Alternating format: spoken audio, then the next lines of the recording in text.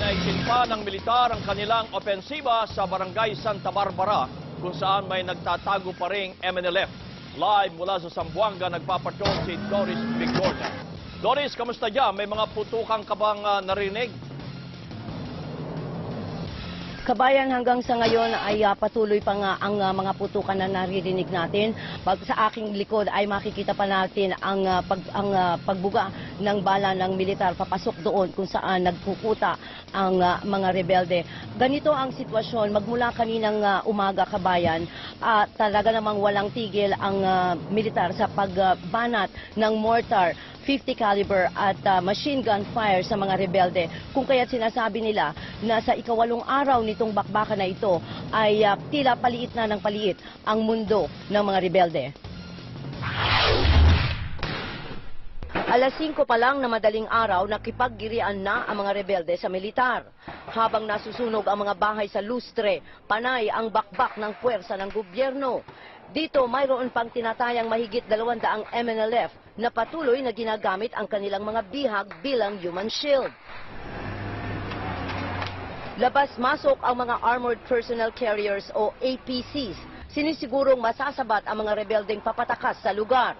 Bandang alas 10 ng umaga, lalo pang binakbakan ang mga rebelde nang mapag-alamang nagkawatak-watak ang mga ito, bit-bit ang mga hostage.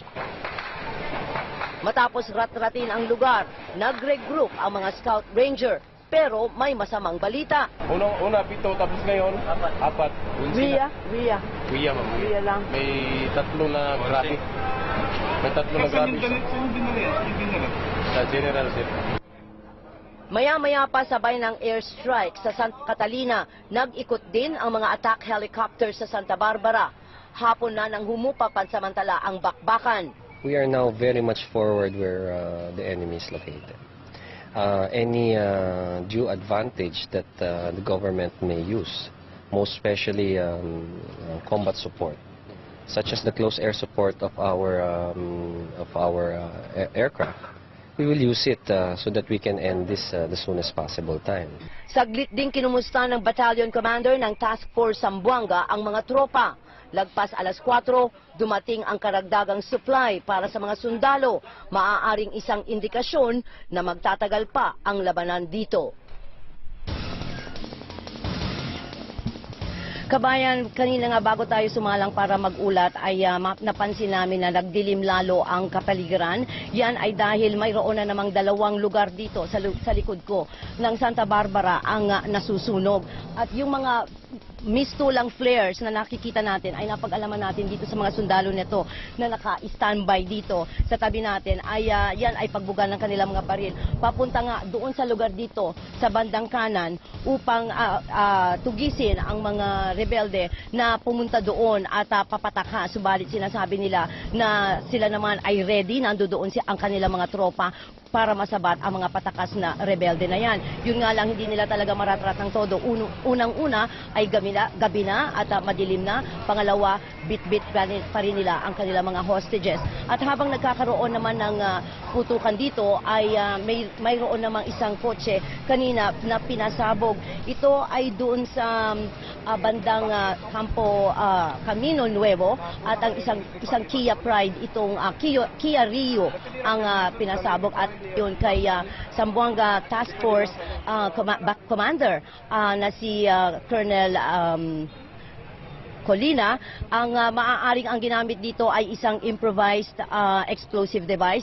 Inaalam pa nila talaga kung ano itong klase na ito dahil bandang alas 4:30 nang mangyari ang pagsabog. Sinasabi ni Colina, inaamin ni Colina na alam naman ng militar na mayroon pa rin mga sympathizers ang MNLF doon sa lungsod, sa gitna mo ng lungsod. Kaya't inasahan na nila ito na magdadagdag ng kaguluhan ang mga sympathizers ng MNLF. Mas malayo dito sa conflict area mismo dito sa Santa Barbara. Kung kaya't sinasabi ng militar, dagdag na seguridad ang kanilang ipapatupad at ang kanilang curfew na inimpose, yung 8 p.m. to 5 a.m. curfew ay talaga namang maigting nilang ipapatupad upang maiwasan ang iba pang ganitong mga insidente na mga manggagaling posible doon sa mga sympathizers ng MNLF na ngayon nga ay nasasakote na dito sa bandang Fort Pilar dito sa Santa Barbara. Kabayan. Doris, ang ibig mo sabihin, yung sumabog na sasakyan ay malayo dyan sa area kung saan nagkakaroon ng bakbakan, pero yung by Barangay Santa Barbara pa rin?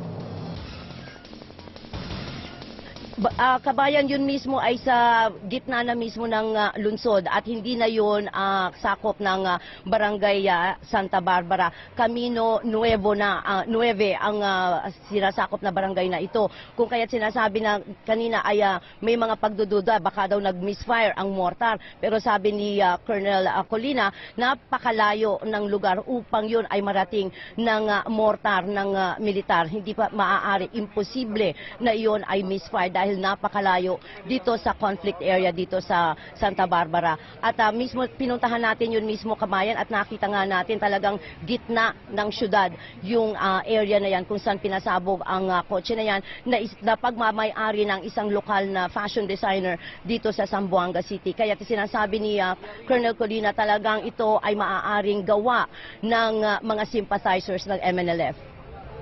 Maraming salamat si Doris Bigornia live mula sa Zamboanga City.